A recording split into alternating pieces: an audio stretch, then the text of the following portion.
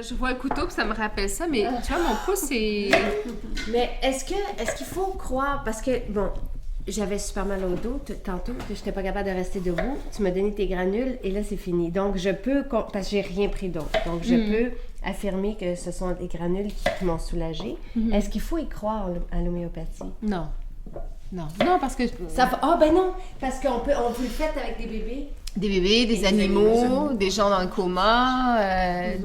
Et j'ai eu aussi des femmes qui ont dit à leur mari, tu vas voir Ingrid, sinon je te quitte, c'est un ultimatum. Et puis l'homme, il vient en consultation, puis rébarbatif, puis la femme est dans l'auto, puis elle attend, puis elle compte que ça dure vraiment les 2 heures de la consultation. Puis c'est quand même efficace.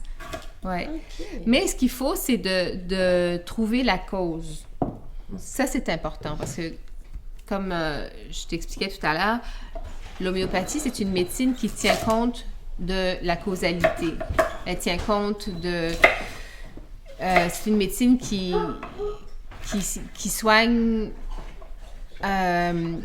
très en profondeur au niveau physique, physiologique, émotionnel. Et quand on a la causalité, quand on sait ce qui cause les symptômes, l'homéopathie peut avoir un effet très global et très profond, à condition qu'on consulte un homéopathe professionnel qui a une bonne formation puis qui est diplômé en homéopathie. Tu sais.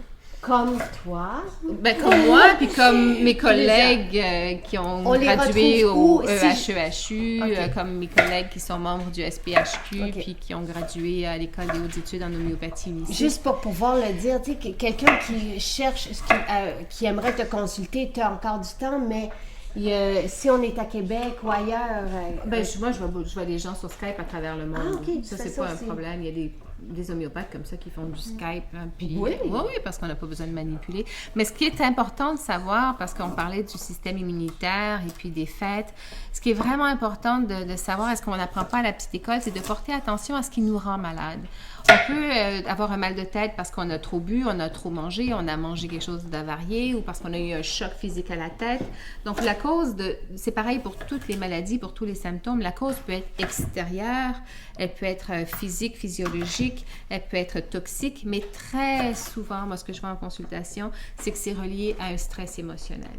Et dans 10 situations semblables, par exemple, 10 personnes passent à travers un divorce ou le décès d'un proche, il peut y en avoir 2 qui tombent pas malades et les 8 autres qui vont tomber malades à la suite de ce stress-là vont vivre le stress de façon différente. Donc, dans un burn-out ou dans une dépression ou chez les enfants qui commencent la garderie ou l'école, ça peut être un stress. Et ce qu'on fait en homéopathie, c'est qu'on va voir comment la personne vit son stress à sa façon à elle. Comment la personne est touchée, quel quel aspect de la vie de la personne est touché. Et très souvent, donc quand on comprend la sensibilité profonde de la personne, à ce moment-là, on peut comprendre le remède qui correspond le plus en profondeur à la personne. Combien des petits remèdes ici, là? Dans ma petite trousse d'urgence, j'en ai à peu près 320. Et si vous voulez savoir comment utiliser les remèdes d'urgence en autonomie, de façon sécuritaire, sur mon site homéopathe.ca.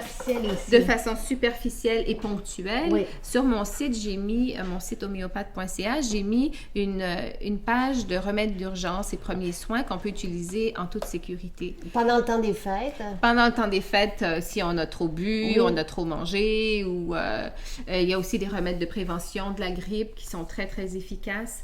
Mais si on vit des stress pendant le temps des fêtes, ce que je vois souvent, c'est que les gens vivent des stress au niveau financier, des stress familiaux, les conflits familiaux ou la solitude ou le décès d'un proche qui n'est plus là. Donc ça, ce sont des stress émotionnels qui vont faire tomber la vitalité et qui vont nous rendre malades. Donc il faut porter attention à ce qui se passe avant qu'apparaissent les symptômes.